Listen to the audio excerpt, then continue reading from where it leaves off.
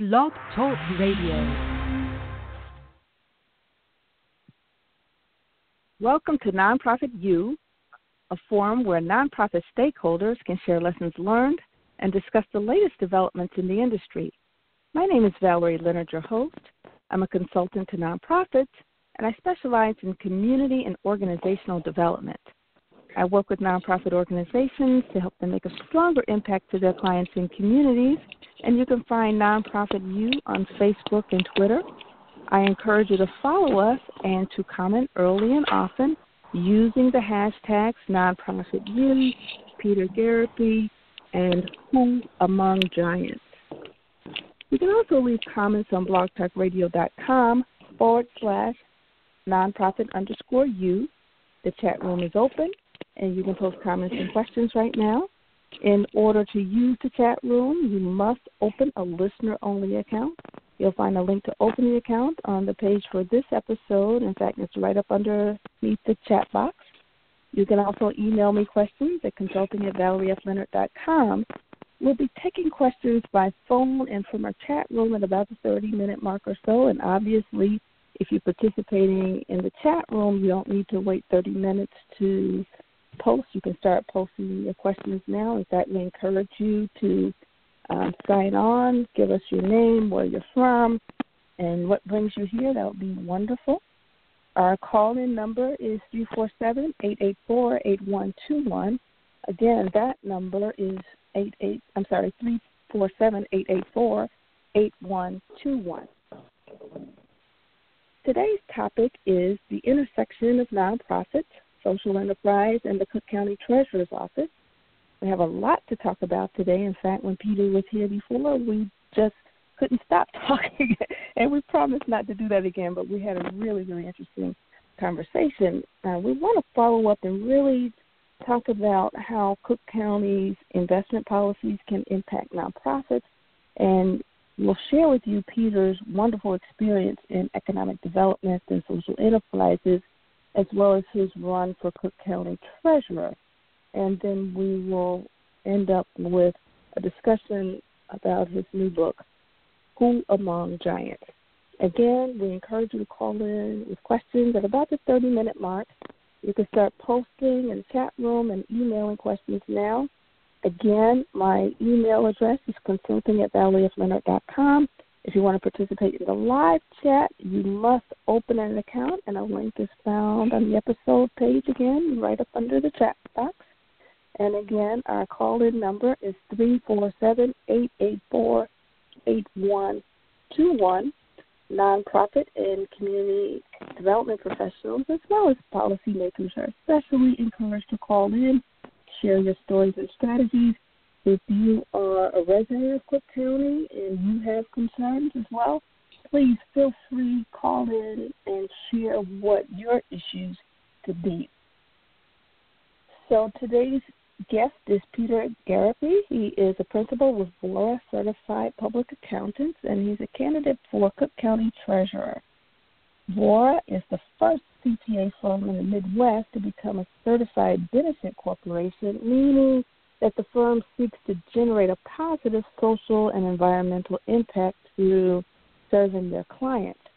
Peter volunteers as the treasurer of the West Town Special Service Area, or SSA, and he has in the past served on the auxiliary board of Christ the King Jesuit College Prep School, High School, in Chicago's Austin neighborhood. So we've got something for everybody here today. You know, folks who are in nonprofit, folks who are in social enterprise, folks who live in Cook County, and, you know, just be patient. We will get around to you. We want to talk about Peter's experience first, and then we will get around to some of the issues on social enterprise and nonprofit and investment policy, how it impacts community development. So without further ado, Peter, I want to thank you so much for being with us today. It's an honor and a privilege to have you on the show as always, and I thank you for coming on again.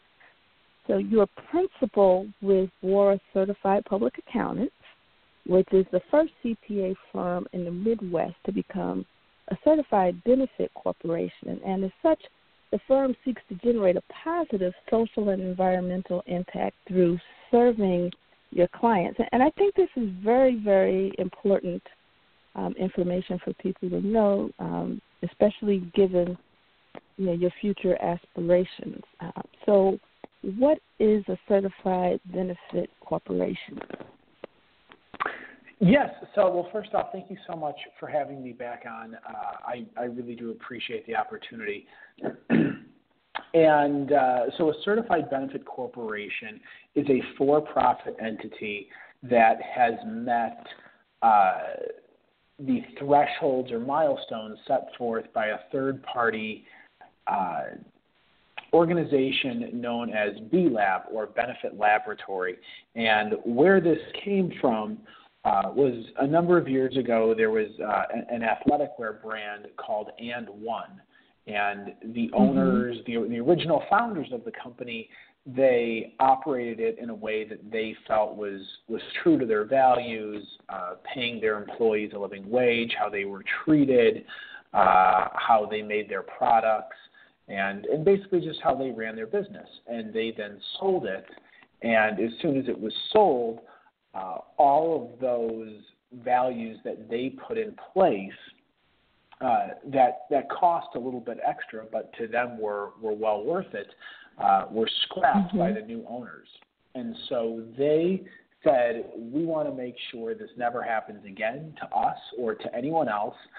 And they set up the benefit corporation structure.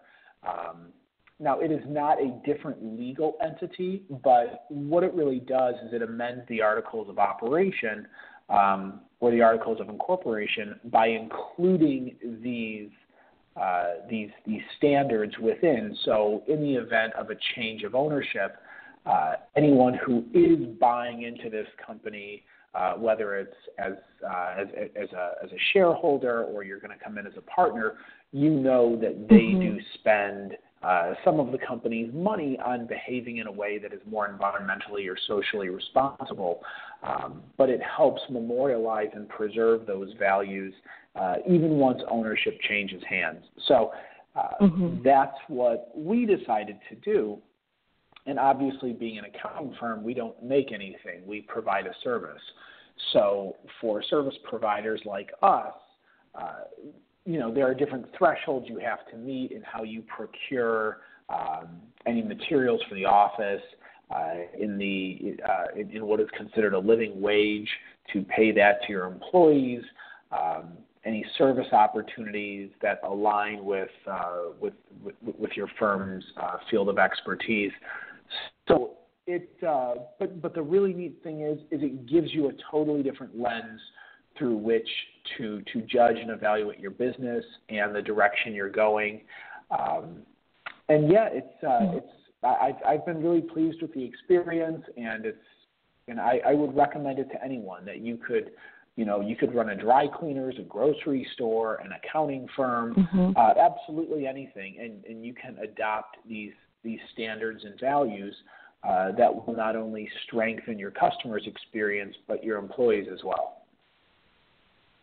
Okay, great. And I'm not going to belabor the point, I promise you, but the beauty of that, from what I understand, this certification, you don't necessarily need to restructure your company in such a way that you are, what is it, an L3C or LC3? I always get it confused. But you don't have to do any restructuring. Exactly. Yeah. So an L3C is low profit, limited liability company. That is a legal entity which I know exists within the state of Illinois. So our accounting firm, for example, we're an LLC, a limited liability company, and we simply then went through and adopted. We adopted the standards that are required to become a certified benefit corporation, but we did not pursue altering our legal structure to be that of an L3C. Okay, great. And one thing that intrigued me about you is you're currently the treasurer of the West Town Special Service Area, or SSA. Can you define what an SSA is first and foremost? Sure. So an SSA is a taxpayer-funded organization, I guess you could say, that is led by volunteer commissioners who are typically business owners and residents within the boundaries of the SSA. And they most often tend to be housed within local chambers of commerce, and the idea is that they receive taxpayer dollars to try and enhance local commercial corridors. So the kind of the main drag through the West Town SSA is Chicago Avenue, and if you drive down Chicago Avenue or up Ashland Avenue between Milwaukee Avenue and Chicago Avenue, you'll notice that there are two different types of trash cans. There are the gray and black ones that are handled by the City of Chicago Street Sanitation, and then there are the orange ones, which are handled by the SSA. So the SSA felt, and this was before I joined, that there were not enough trash cans, and that was contributing to more litter on the street. So those are things the SSA can do.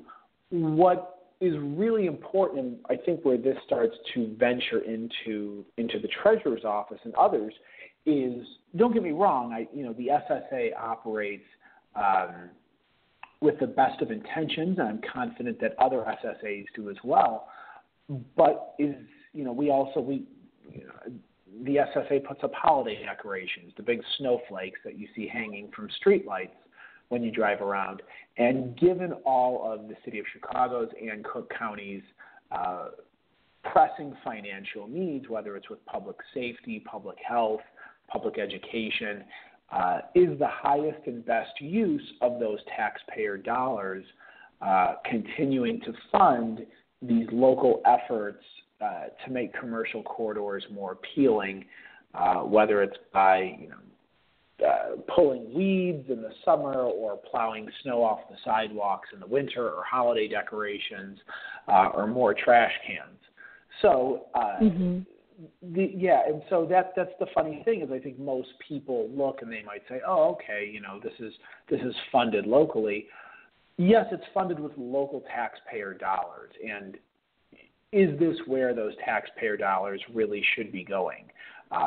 If we were in a time of budget excess, sure, but unfortunately that's not where we find ourselves.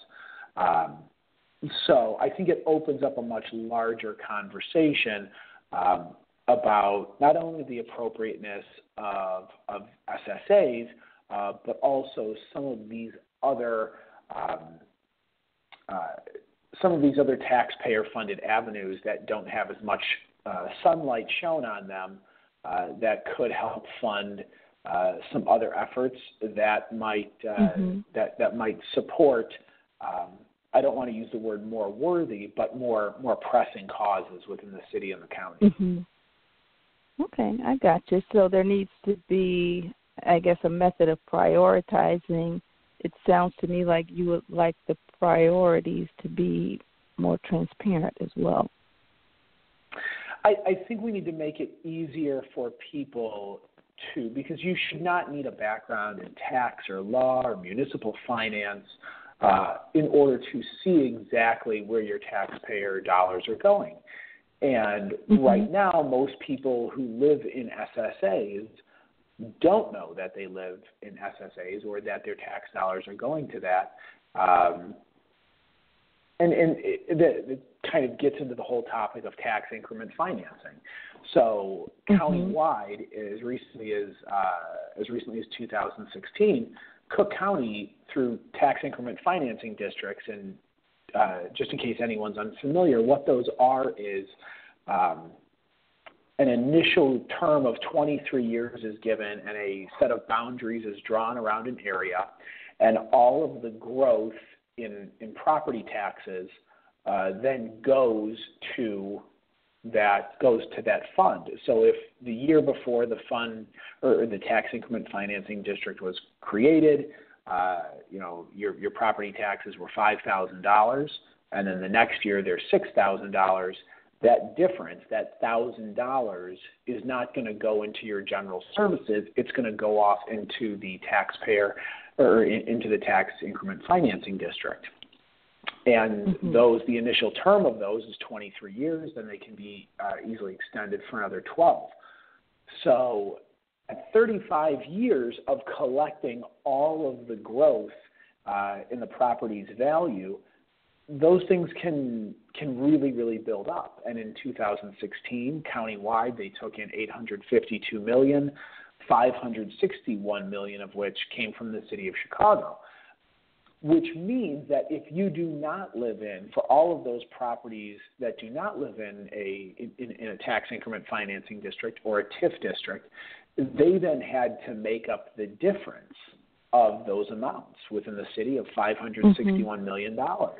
And so everyone's taxes, those people who didn't live in a TIF district, and there's 145 of them within Chicago, and I believe 455 countywide, that drives up your taxes. Because through no fault of those people who live in TIF districts, all of the extra money that they're paying does not go into education, does not go into public safety. It goes into the TIF. And it does so for either 23 or 35 years. So everyone else's taxes have to go up to cover those properties within TIF districts. And so that's the thing. We need to have these conversations because we're not in a time of budgetary excess. And that's where I think we would all agree TIFs exist to fight blight, and that there are not 145 blighted areas throughout the city of Chicago, and there are not 455 blighted areas throughout Cook County. So how then can we make it easier than ever for people to advocate on their own behalf to their elected officials with where their money is going and how it aligns with their priorities? And this is the office, the Cook County Treasurer's Office, is uniquely and optimally positioned to do that. And unfortunately, it has never seen itself in that light. Mm-hmm. Okay, I got you. Thanks for that. And of course, before we go on, I just want to remind our listening audience that you're listening to Nonprofit You.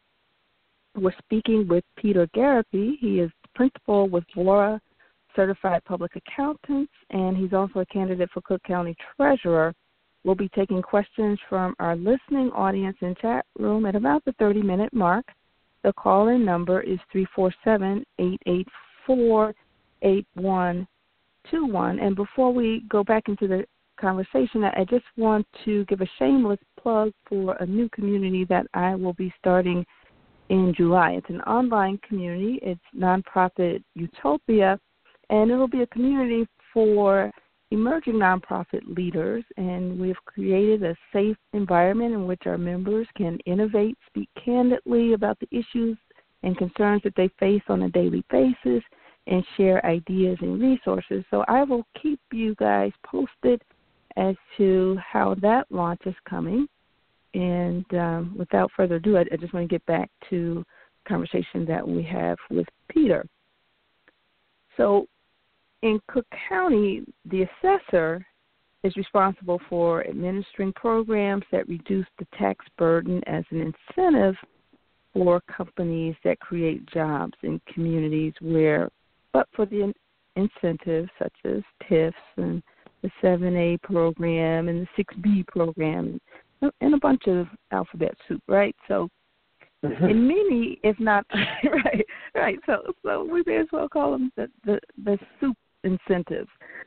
So in many of these communities, if not all of them, these programs don't always have the intended consequences of creating jobs for the residents of the communities while reducing tax revenues for the county and local government.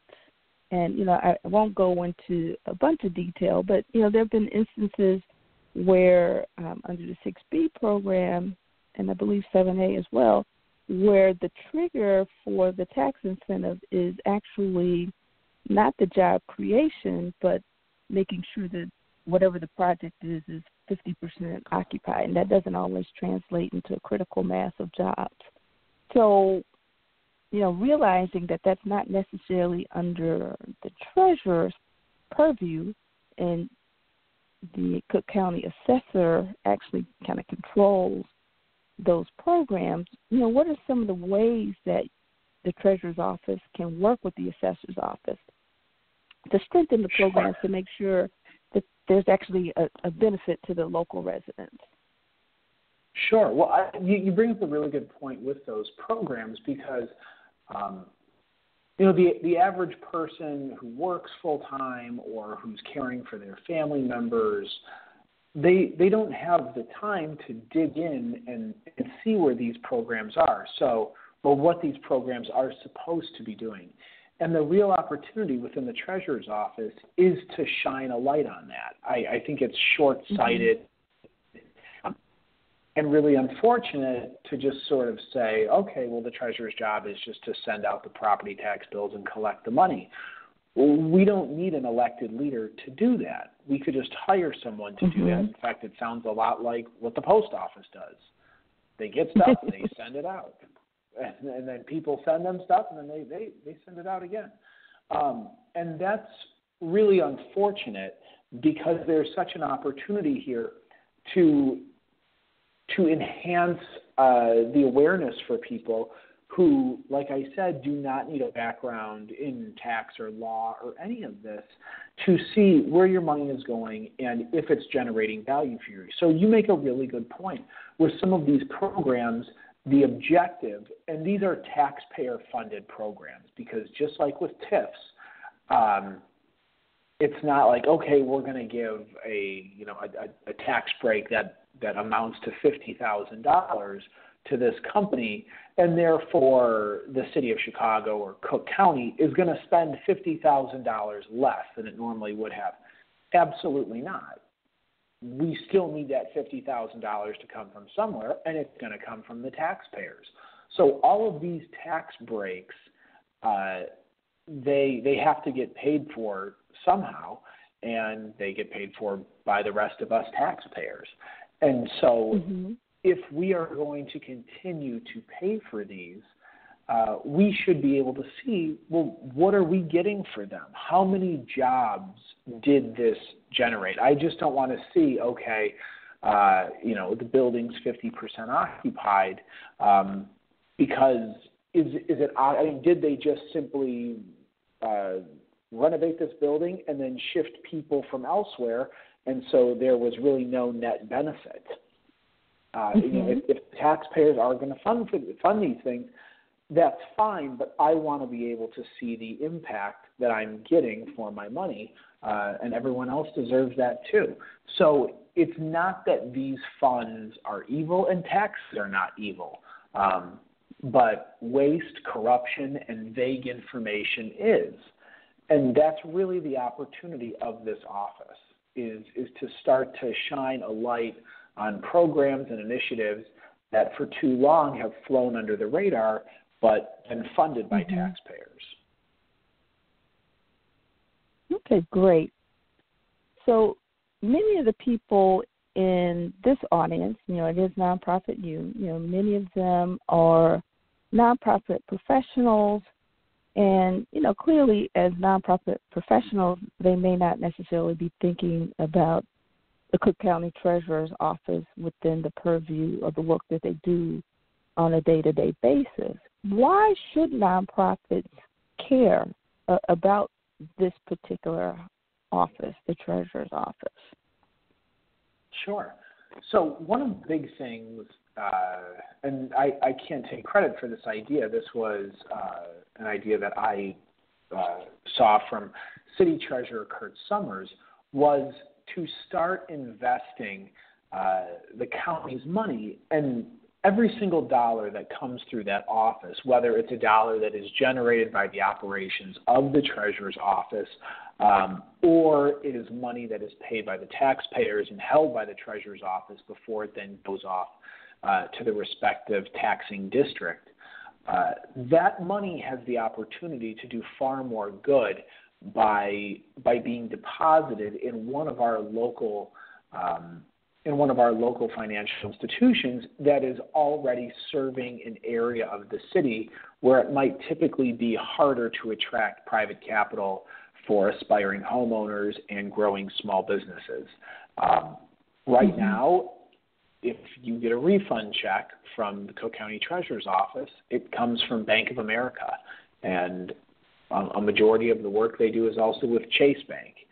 And that's really a missed opportunity because those banks are not set up to provide the same type of services. Let's say a bank like ISF, Illinois Service Federal.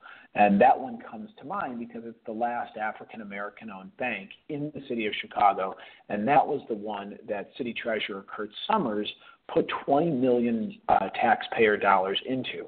Now, it's a federally insured institution. Those taxpayer dollars are never at risk of being lost. This is not some wild investment. It's a secure deposit.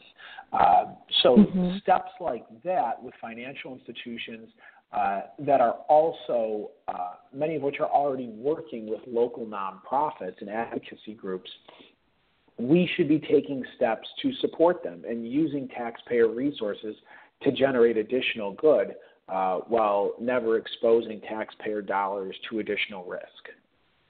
Yeah, I think that's pretty interesting.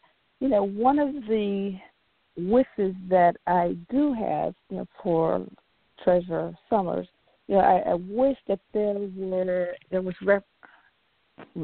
representation from the communities. You know, obviously you need sophisticated investment professionals who are going to be on the board helping to make those investment decisions. But I still think that there is room to include local voices, you know, from people who have their fingers on the pulse of the work that's being done. I think that there should be, you know, room for those voices on those investment boards. If not, you know, on the board itself, then in some sort of advisory capacity. And I think that nonprofits really should be organizing themselves to influence that policy, to make sure that there is investment, you know, not only in the banks that serve the community, as you have mentioned in the past, but, you know, perhaps some direct investment in some of the businesses, perhaps take an equity position. And I know that there's all kinds of risk involved, but, you know, I'm sure with your accounting background, you know how to put systems in place to assess credit so that it's not, you know, money that is, you know, going into an extremely risky investment. Well, and you bring up a really good point that this is, you know, this is something new. This is something that's developing. And that's where I really want to emphasize. I think we in the Chicago area, in Cook County, particularly progressives and Democrats, this is what it's all about. You know, Cook County is the cradle. It is the core of our nation's Democratic Party. And the only way that we maintain and we grow that reputation is by doing progressive things, by taking steps like this, because then we will show other communities that, oh, this does work. This is not just some stunt. You know, they protected taxpayer dollars. They generated a benefit for those communities that are as much a valuable part of this county and this city as any other. And they made sure that they were not forgotten. And those are things that we can be doing to demonstrate the real power and value of government. Because if we are not going to make sure that our neighbors and our friends who just happen to be in different neighborhoods that often don't have the same resources, that they are not forgotten, well, then what is the point? What is the point of being in the vanguard of democratic leadership in this country if we are not going to be at the forefront of demonstrating how progressive values should be implemented, not only at the city level and the county level, but also at the state level? So if we're not going to do bold and forward-thinking things, well, then we're only going to be, the leaders of the Democratic Party in name only. So that's where there's always there's this wonderful opportunity. And the last thing I want to do, particularly as a Democrat who lives here, is to abdicate that opportunity and that responsibility to be creative and forward-thinking in how we implement progressive values within every layer of government. And so given my background, this is where I've seen a lot of opportunities, and that this office is the most direct line to doing some very exciting things. But we have to change, because otherwise we're just going to get bypassed. There are other places, such as the city of Minneapolis, San Jose, where they've been very, very thoughtful in participatory budgeting, in TIF disclosures, and things like that. So if we really want to be the core and the cradle of the American Democratic Party, it's steps like this, and we're overdue to start taking them on a more regular basis. Mm-hmm. Okay, which brings me to another question. What would you say to folks who say, well, you know what, that's not really the job of the treasurer? The ideas you're talking about, they're wonderful. They sound like pie in the sky. We should be doing those things, but is it really the treasurer's job to do things that you're saying that we should be doing? Sure. And I would say yes, it is the treasurer's job, but not only the treasurer's job, it's the job of every other elected official to be creative. Mm-hmm. If we are going to ask voters to take the time to research the candidates who are on the ballot and to make the best choice that aligns with their beliefs, well, then there should be more to it than simply behaving like someone who could have been hired for a job. If you're hired to work in a restaurant as the cook, well, it doesn't matter what else you can cook. They give you the menu, and they say, this is what we serve here. It's great if you can make, cuisines from all different types of backgrounds, but that's not what you're here to do. You are hired to do just this. And if we're going to say, well, this is just the job description of the treasurer, you send out the bills, you collect the money, you distribute the money out, you conduct the annual property tax sale, and then you go home and stay in your lane. If that's what we want them to do, then there's no reason to elect a Democrat to that office or a Republican, because it doesn't matter. Because if they are just going to stay in their lane and do nothing to advance the ideals of the party under which they were elected, well, then just get rid of the job as an elected position and hire someone to do it, and treat him exactly like the chef at that restaurant, whose job is to do nothing more than to cook what's on the menu.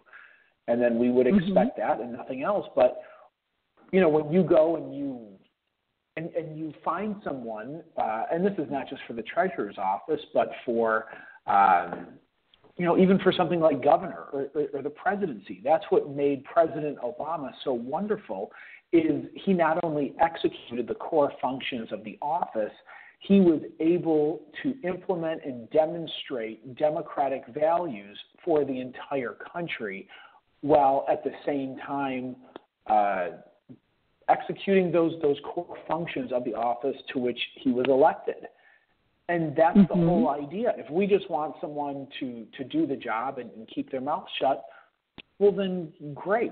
Don't elect someone, because if you are going to elect someone, it's for It's for their discretion. It's for their innovation. It's not just to do the job and nothing more. And I think that's where we've missed the opportunity with the Cook County Treasurer's Office for decades now. Okay, great. Okay, I want to remind our listening audience that you're listening to Nonprofit U, and we're speaking with Peter Gariepy. He's principal with Vora Certified Public Accountants, and he's also a candidate for Cook County Treasurer. We will now take questions from our listening audience and chat room. The call-in number is 347-884-8121. Again, that number is 347-884-8121. And while we're waiting for callers, I guess we can, move on to the next question. And when we spoke before, we talked about how the Treasurer's Office sets investment policy for revenues collected through taxes and other strategies. So what are some of the ways the Treasurer's Office can use that same investment policy to jumpstart economic development in historically marginalized communities? And I think we already touched on that, but, if you had anything to add to that particular discussion, that would be great.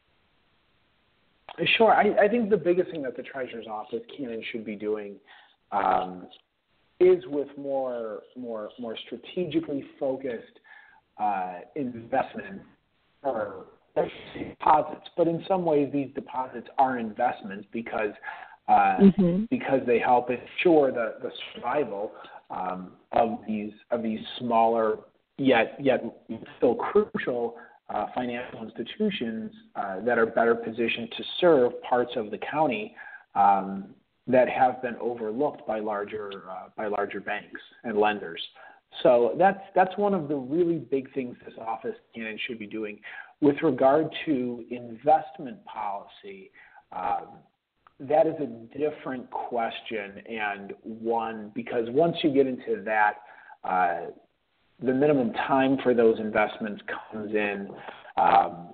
If we are making long-term investments on behalf of the taxpayers of Cook County, and yet the county needs that money for what you could say is a higher and better purpose for public safety or public, we would need to be able to liquidate those investments and possibly at a penalty. So wanting to make sure that money is always available to be used for what it is there for, while it's not simply generating the ancillary benefits that could come from more strategic deposits.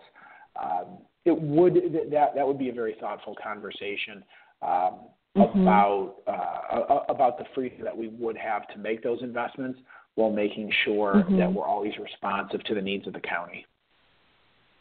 Okay, so basically we're looking at a whole range of investments. We're looking at short-term investments, where you would manage your cash, and then some of the long-term investments, that might be leveraged against some of the long-term, capital needs of the county. Is that what I'm hearing? And that a much more thoughtful. So whenever you get into long-term investments, that's a different conversation, and one in which the Cook County Board of Commissioners should be included, because every single dollar that comes through that office, it does not belong to the Cook County Treasurer. It belongs to Cook County. Gotcha. And the Board of Commissioners, they are there to represent the residents of the county and to make sure that the use of those dollars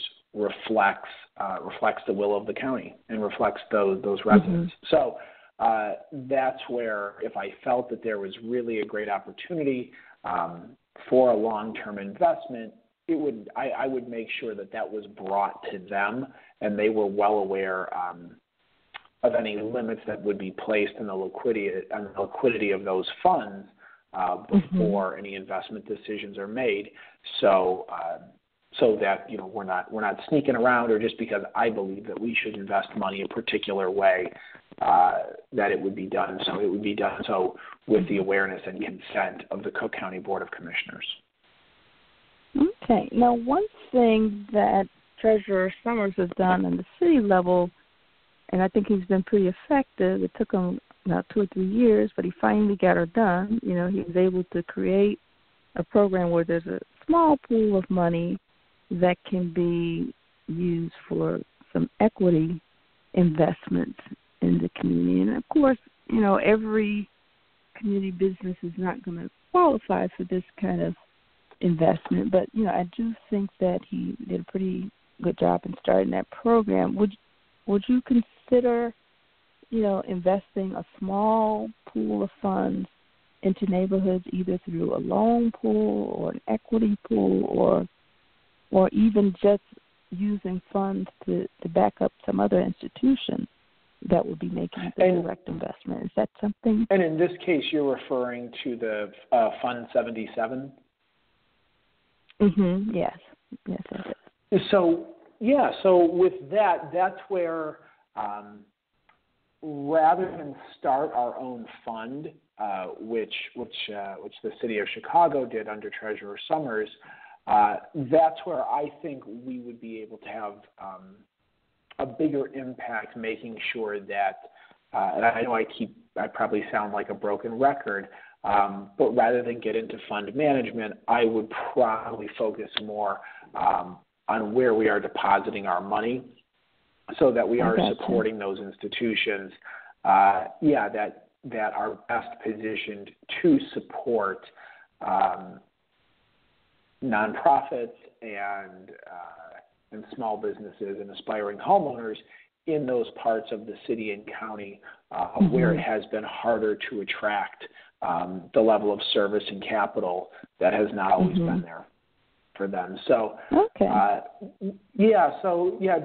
county treasurer and the city treasurer, they provide very different functions, and so I think in some cases it's just it's a matter of what the offices exist to do, and so Treasurer Summers took advantage of an opportunity that would be handled differently at the county level. Oh, okay. Yeah, thanks for clearing that up. Sure, absolutely. And then finally, let's talk about your book. You have just released the book, available at Amazon.com. Is that correct? Correct. Okay, and this is Who Among Giants, and it's based on your experiences running for public office. Can you tell us what made you decide to write the book? Sure. So I think I love reading biographies, not only of politicians, but of other historical figures, and they're always written after the fact. So that's where I thought there was a really neat opportunity to write a book when I still kind of had a foot in both worlds, because whether I win or lose my election, will I then always be branded a politician because I ran, and then therefore is my perspective somewhat polluted by the blinders that politicians can somehow or can sometimes wear when they interact with the public, or it seems like they're not like they're looking or paying attention to things that are not aligned with what they should be doing or aligned with the best interest of their constituents. So I wanted to capture what it was like being a first-time candidate, a husband and father. I'm 35 years old right now, and what is it that drew me in to run? What did I feel I couldn't change by simply voting a certain way or advocating for something? I felt that it was necessary for me to enter the race in order to move the needle on a number of things that I believe very strongly in. And so it then goes a little bit further as sort of a call to not only the millennial generation, but other generations who are both older and younger, that it's time for our generation, for the millennial generation, to really start to step up, to arrive in these positions of leadership, because that's the only way that institutions like the Democratic Party of Cook County, the only way it's going to survive into the next generation is if it begins to embrace this generation. And by embracing it, it doesn't mean you just set up, some chapters of the Young Democrats, or you try to, get young people to volunteer. You need to get them on the ballot. If you want to, and this is true for any demographic or any community, if you want to engage that community, you need to put people on the ballot who have something in common with that community. Over the last 60 years, I would argue that the two most engaging Democrats are President John Kennedy and President Barack Obama. Both people, right, when both gentlemen were elected, when they were elected president, they would be younger than I believe every other endorsed candidate by the Cook County Democratic Party for any executive level office in this race. Wow. For sheriff, board president, assessor, clerk, or treasurer. Now, I do not have the talent or the political savviness of President Obama or President Kennedy, but I promise you that there are people within my generation who do. And there are people who live within Cook County in my generation who do. And that's where, at what point does the party and its leadership start to say, you know what, if we believe in our party and its values so much that we want it to carry into future generations, it's then time to start embracing those future generations, not in a way that just says, okay, yep, you're great, but wait on the sidelines until we're ready. No, it needs to be, we need to get you on the ballot. And I'm not just talking about myself, because I truly believe that within my generation, there are some very, very, very special and talented people who can do wonderful things, not only for our city, our county, our country, or the party. And the party needs to draw those people out, to induce their participation in the form of being on the ballot, not simply saying, like I said, hey, wait your turn, and then when so-and-so is ready to retire after 20 or 30 years, you know what, then we'll see what we can do. Because those people are talented enough that they will not wait their turn, and they will say, you know what, then I'm just going to go into the private sector, and I will generate my impact there. And so if the Democratic Party and the progressive movement wants to continue into the future, it's essential that we start to embrace the future and those younger generations. And that has to start happening now, because otherwise there will be the air will be let out of the balloon very, very slowly, but then it's going to be very hard to inflate it again once there is that absence of, sort of qualified candidates on the bench. And we just can't keep telling people to wait their turn. So, and like I said, this is not about me. This is about, there really is, and I've been fortunate enough to meet a number of these people while campaigning across Cook County, and they should be running. Their service would be in the best interest not only of the Democratic Party, but for the entire county and for the public. So that's where we need to start to move to. And I hope when my generation reaches that point, we start embracing those people who can, who can and should start leading the way. So this is not simply a crack or a criticism on the baby boomers. This is something that I believe all generations need to do, rather than just saying, oh, hey, like the young people, I hope they step up. They would be great one day. No, it's now. Mm-hmm. And that embrace needs to be more pronounced, more aggressive, and it needs to always happen. And whenever my generation is in the position it is, I certainly hope that we are very quick and enthusiastic to embrace those people who are stepping forward. And I think that's a great observation. Two things on what you said. First off, the very dynamic that you're describing in the political realm is occurring in the nonprofit arena. You know, millennials now, make up more, they have a greater percentage of the workforce than the baby boomers. We're of retirement age. So now we're in a quandary where we really need to pass the torch and make sure that leaders are groomed appropriately. And one of the problems in nonprofit is we don't always do a good job of succession planning. And then the second observation I have is from a political perspective. I am on the late stages of baby boomers. I'm 54 years old, and I feel that people in my segment of the baby boomer generation, so to speak, I feel that we have not been groomed properly or given proper opportunities, because people ahead of us have been in office for, I would say, at least 2 political generations. They have served their generation and my generation, so the opportunities are scarce in my age range.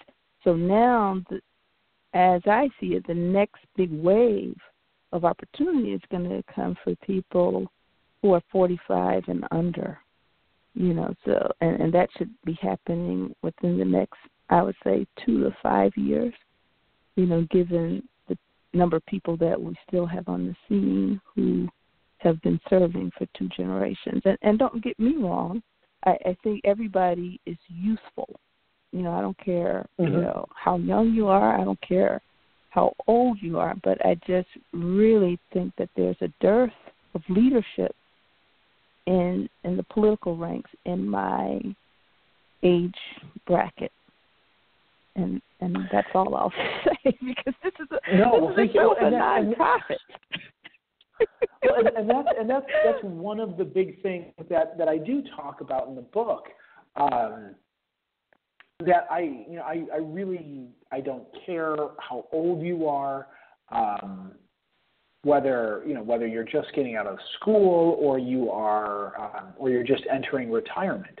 That there is a call for new people to engage civically, and whether that is you join your local school council, you become more involved in the party with which you align politically, you decide to run for office, but whatever that is, more people need to get involved, and it needs to be new people, and it's not, and shame on me if I just sit here and kind of Monday morning quarterback all of those people who already have been elected, because at one point it was their first race.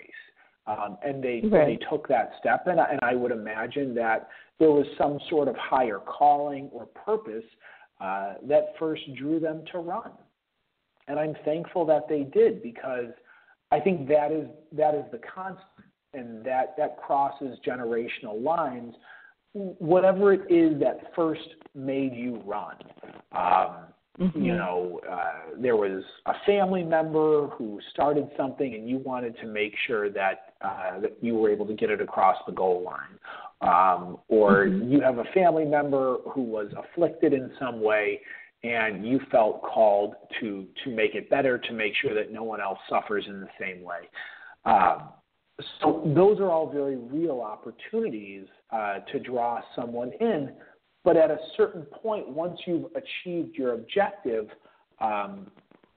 does remaining in office, does that remain the primary goal? And I think it's tricky when people start to say, I want to have a career in public office.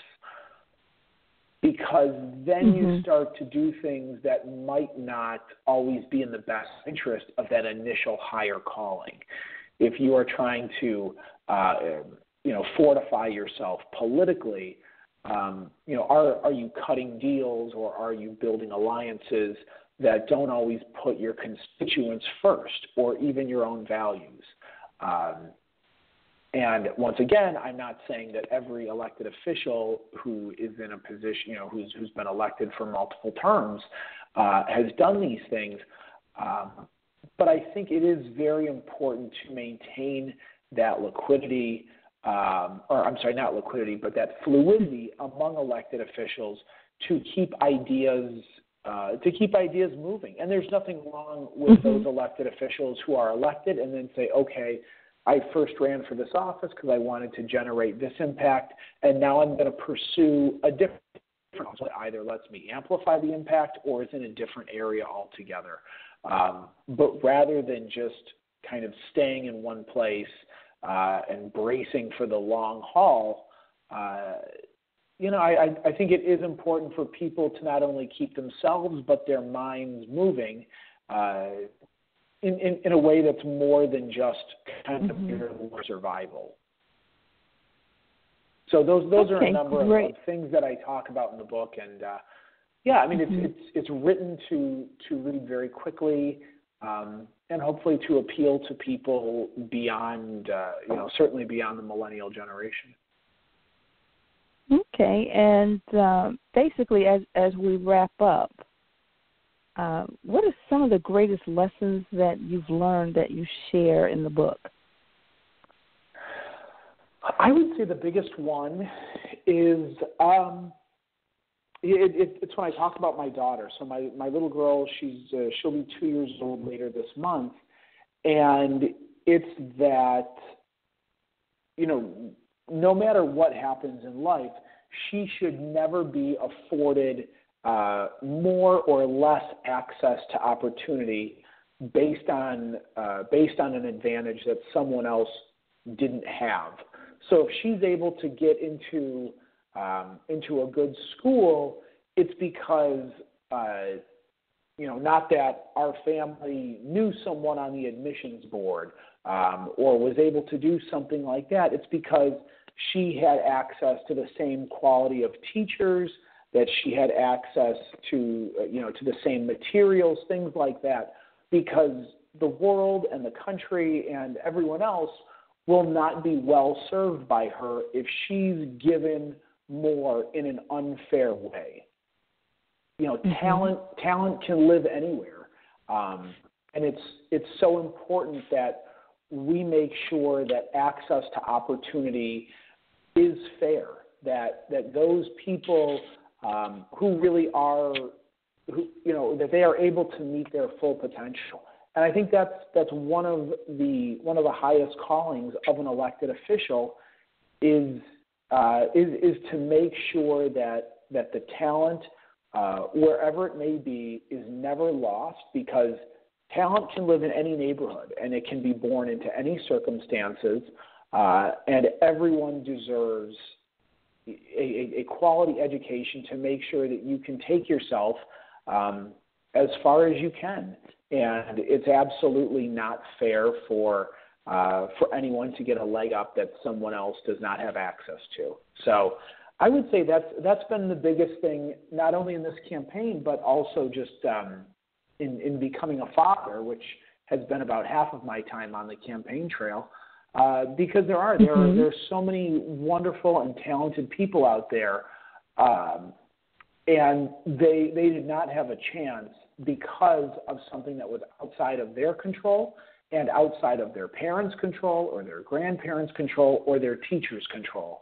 And we are all worse off because of that. And so that's something that has only become more and more clear given the amount of time that I've spent around the county. Great. So we've come to the end of our show, and I'd like to thank Peter Gariepy, principal with Vora Certified Public Accountant and candidate for Cook County Treasurer, for being a guest on the show.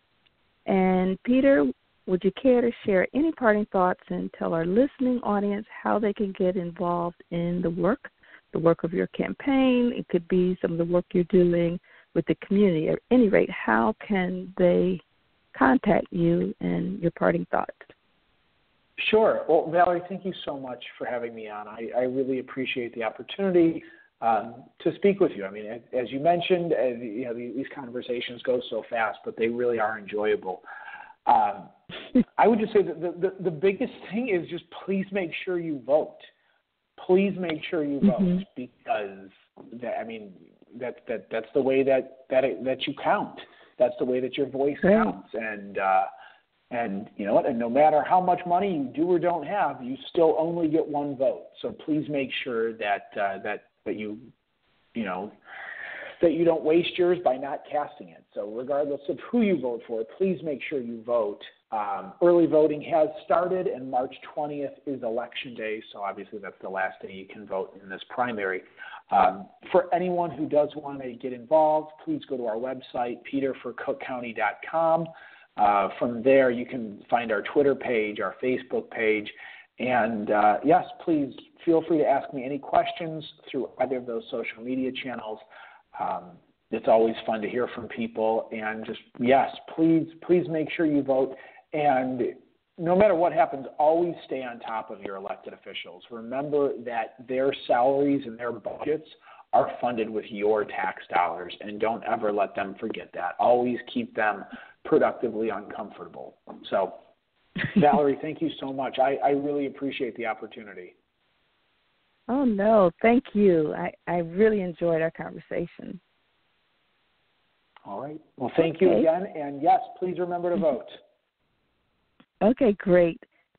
And thank you for listening to Nonprofit U Blog Radio Talk Show. The show will be available for download within about an hour. Be sure to tune in next week when our guest will be Paula Burkich. Paula is the Community Development Specialist at Microsoft. So we'll have yet another very interesting conversation. So until then, you take care. And you take care too, Peter. Thank you very much. Okay, bye-bye.